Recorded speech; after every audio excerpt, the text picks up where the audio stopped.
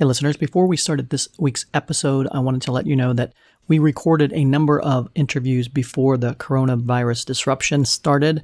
Wanted to give some context before we jump into some of these shows. Thank you very much for listening, being part of the Inside Outside Innovation community. We look forward to talking more about the disruption of the coronavirus and other things. Stay safe, be well. Let's get started.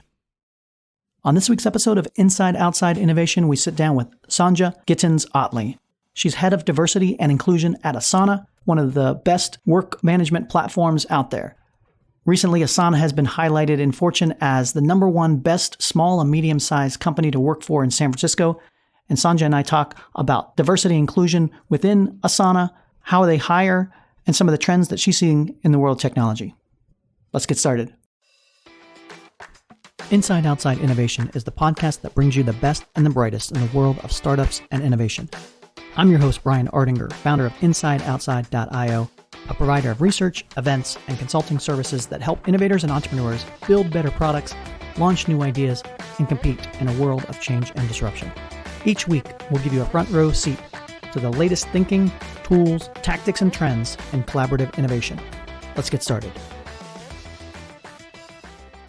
Welcome to another episode of Inside Outside Innovation. I'm your host, Brian Ardinger, and as always, we have another amazing guest. Today with me is Sonja Gittens Ottley. She is the head of diversity and inclusion at the company Asana. Welcome to the show, Sonja. Thank you so much, Brian. I'm super glad to have you on the show. You're coming from a company called Asana. If you're involved in the startup world, and I've seen the growth of what they're doing, it's pretty amazing. It's a work management platform that helps teams collaborate. Asana was highlighted in Fortune as the #1 best small and medium-sized company to work for in San Francisco. That's no small feat. So congratulations on that. Sonja, let's talk a little bit about Asana and what you do at that company. Sure. I've been at Asana for 4 years. And during that time, we've grown from a company just about 150 when I started to over 700 people across many different countries. And one of the things that really drew me to Asana and has really made me stay at Asana is we've consistently and from the start been really intentional about diversity and inclusion, approaching it in the way that we would any other business strategy. We've recognized it as something that not only is the right thing to do, but it's also something that brings value to our business and to our workplace, meaning our teams, our employees, everyone. We're really focused on creating an inclusive workplace where everyone can thrive.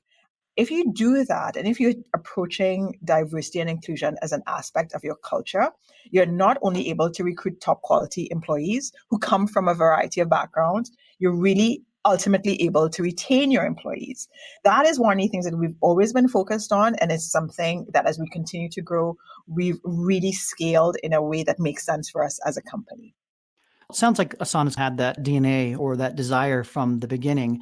How does a company that its leadership is maybe looking at this as a way to improve themselves, how can they start that process of making diversity and inclusion more impactful part of the business? Part of it is really recognizing that culture and having a culture that is inclusive ultimately benefits your company. If you think of culture as just something that's add-on or something that just happens as you build your business, you're not going to be doing this well. If you think about culture in a different way, which is that it allows you to achieve what you're trying to do as a business, your missions and your goals, and you recognize, I need to have values that support that mission and that goal, how I want my company and my employees to show up. And I think about values in a really intentional way. I don't think about values as something that, it might be nice to have this as a value. It's also being really intentional about what are the things that we absolutely are going to value as a company. Then you're able to think about, well, what are the programs and policies that need to be in place to support that?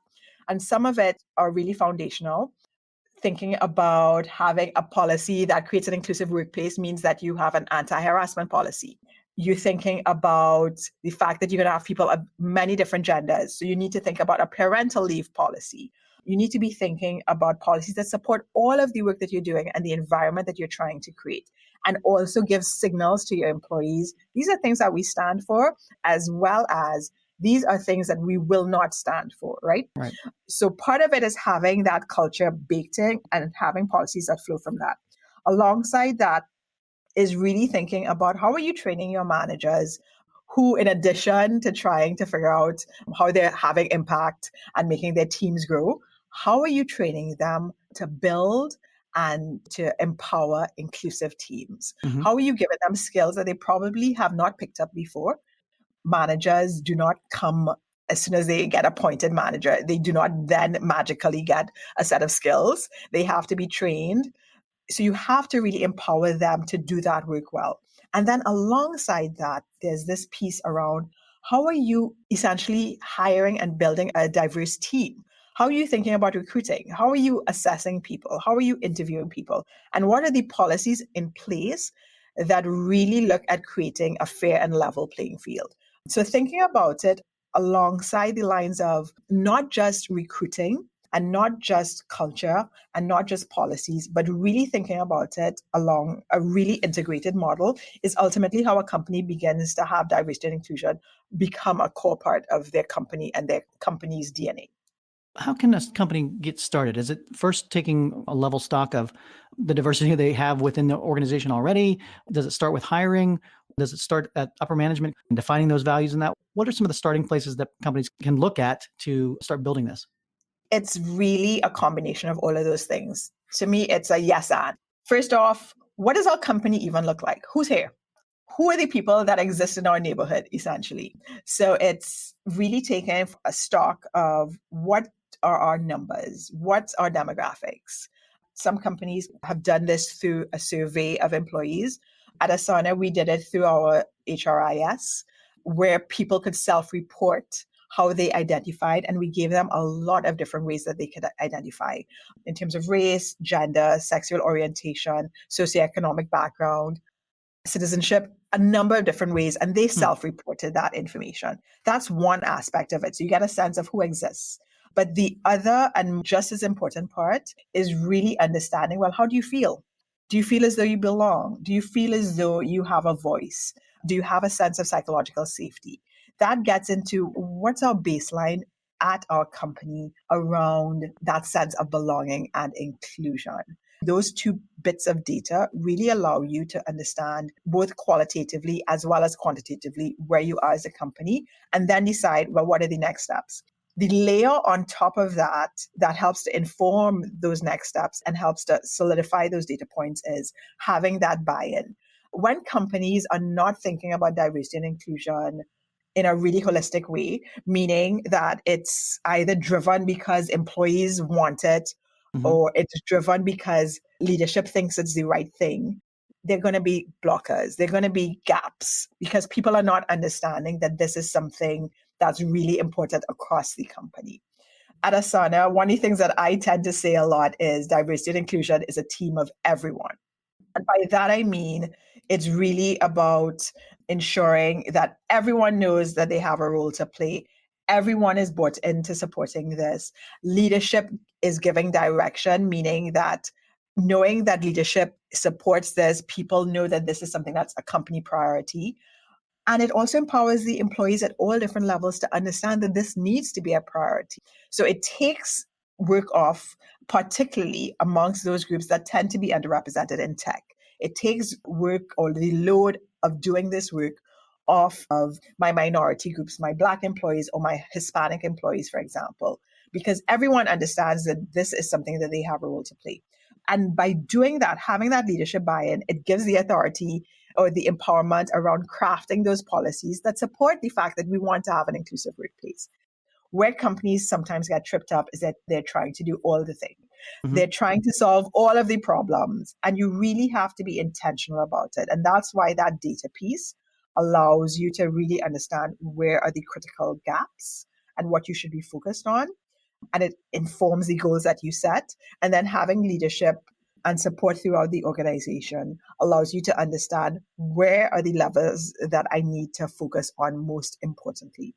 And it sounds like it really does need to be an ongoing process where I think a lot of corporations and that understand the core importance of it, but they circle back to it once a year with the annual employee survey and realize, oh yeah, we probably should think about that or focus on that. it seems to be that a core competency of having a diverse and inclusive company is to make it an ongoing part of the business and an ongoing training, ongoing metrics, ongoing analysis of where you're at and where you're moving forward. Is that correct? Absolutely. And part of it is if you start to think of this work as you would any other business objective that you have as a company, you will approach it in that way, meaning that you will stop and assess. You will iterate as needed. You will check in. You will be accountable to other stakeholders. You have to approach it in a way that is really intentional. Otherwise, you're just going to be doing a number of different things without seeing the value or the impact or being able to measure that work. Mm-hmm. So it really cannot be a jump in and jump out kind of situation. It has to be continuous and it has to be continually assessing what works and what doesn't. So what are some of the biggest or most common pitfalls or challenges that you've seen companies fall into when trying to build out their diversity and inclusion programs? I think the biggest thing is really that point of doing it without a real strategy, not really being clear on what are you trying to solve and how are you measuring progress. Ultimately, recognizing that a lot of this work needs to happen in parallel, but at the same time, companies often don't recognize that some of this requires change management. You are requiring people to change behaviors. You're requiring them to look at things that they have done for a number of years or things that they have learned as the right way to do things. For example, one of the things that you need to encourage people to do is, as a hiring manager, how are you assessing employees, new candidates? What you may have seen in the past is that companies said, well, this person worked at company X, therefore they're just the right person that I'd need for my team. Right. That actually works against diversity and inclusion. Whereas if you're doing things and saying, okay, this is the role that I have, what is the skill set that I need for that role? Just that simple change management in terms of really sitting down and thinking about what are the actual skills and competencies and how am I assessing for that opens up the pipeline, requires you to think differently, requires you to understand that you need to be thinking differently to do this work well. And really working with, whether in this case, hiring managers or employees or team members, on recognizing how biases show up, recognizing that change starts with them as well. That's some of the work that needs to be happening. So I think that is one of the biggest challenges that I see companies having, because they're trying to do all of these things without that strategy and then not spending that time on doing that shift in culture and in really having employees recognize that this work is important. So are there particular processes or training programs that seem to have really resonated within Asana or other places that you've worked that seem to be well received and helpful in moving the organization forward? One of the things that we've seen really have impact is really doing training that's focused on inclusive leadership. And by that, I mean companies, particularly over the last 3 or 4 years, had started to do bias training, right? Which was, we all have biases, and these biases are unconscious biases, but really having people recognize the impact that they have. Things that are really working now is that training is good and it's useful, but it's just the foundation. It's the start or starting point. Now we're asking you to recognize those biases, but also shift into how can I proactively ensure that my team is inclusive? What am I doing to ensure that I'm building an inclusive team with my direct reports? So really for us, focusing on training that is really team specific and really focused on managers and how they are empowering their teams and creating that sense of belonging for everyone on their teams so that everyone can do their best work. That, I think, is where we've seen some of the greatest impact. So you mentioned hiring. I know that a lot of companies out there have talked to me about how they're struggling to find the right talent, or they don't have the right network to tap into a diverse employment base. Are there particular tips or suggestions for companies trying to expand their reach into different markets and people that they may not have normally work with? One of the things that I've mentioned before is really being clear on what you're looking for. I cannot tell you how many times I've heard hiring managers say, I'm looking for somebody who came from this company or that company, and automatically assuming for them, they might be really saying that having worked at company X, you have this set of skills. But a hiring partner hears usually, I am looking for somebody from company X. And just having two things happen, having hiring managers work with their talent acquisition or recruiting teams to really be clear on what skills they're looking for opens up the pipeline in terms of somebody who came from a completely different company or a completely different sector might have also developed those skills. So just being really clear on the skill set that you're looking for helps to make a big difference. One of the other things is really being able to clearly assess how somebody is performing, meaning assess during the interview process, whether through competency interviews or behavioral interviews, and having clear rubric and grading that assures that that assessment is fair and unbiased makes a huge shift. And the third and most important thing that I think any company can do and can do this week is really build relationships and partnerships with organizations that support talent that comes from underrepresented groups. These organizations tend to have direct connections, they have pathways, they literally are trusted names within communities. And by partnering with them, first of all, you're going directly to the communities. You're working with organizations that can educate you, can help you to create a narrative that is attractive to the communities that you're trying to reach and really gets your roles in front of really great talent. There are so many great organizations that are doing this work and are doing this work well, and companies should not feel as though they need to figure this out on their own. I think that's a great tip too, because a lot of times we think we have to do it ourselves. We use the same methodologies we use to attract a certain group of folks that may not communicate well with or might not resonate with it. That's a very important point, I think, to understand that there is additional help out there in that. Do you have particular organizations that you use at Asana or particular groups that you would recommend people look to? Sure.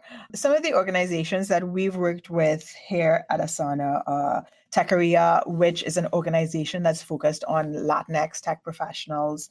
We've worked with Jobwell, which is focused on talent from minorities, specifically Black, Hispanic, and women. Those are the two that come to mind. DevColor as well is a really great organization that's focused on supporting Black software engineers in tech. There are so many organizations that I feel as though just calling those three, I've forgotten about 10 others. But what I would say is one of the things that companies often say to me is, but we have a great company. We have a great culture. Why don't people want to come and work here? To your point, how are you reaching out to people? Why is your message, or why should your message be attractive to someone who does not know about your company? And really doing that work to build a brand that is attractive to everyone, recognizing that what might be attractive to one group might not be attractive to another group. How have you seen Asana's focus on diversity and inclusion affect innovation and creativity and the performance of the organization itself? What are some of the big wins that you've had? The quickest example that I could think of was when we introduced pronouns into our product. Our product, as you know, is a work management platform. And our mission is really allowing teams to work effortlessly together. In Asana, you sign up, you identify yourself. So my name is Sonja. I can identify the team I'm on, how I want to be contacted, but I can also identify my pronouns, she, her, hers. You have to work with team members. And some team members use binary pronouns and some use non-binary pronouns. A simple shift allowing people to include their pronouns sounds really easy, but the impact that something like this has is huge, because when you're addressing people, whether in writing or in person, and you're not acknowledging their pronouns, so you misgender someone, that changes how people work with you.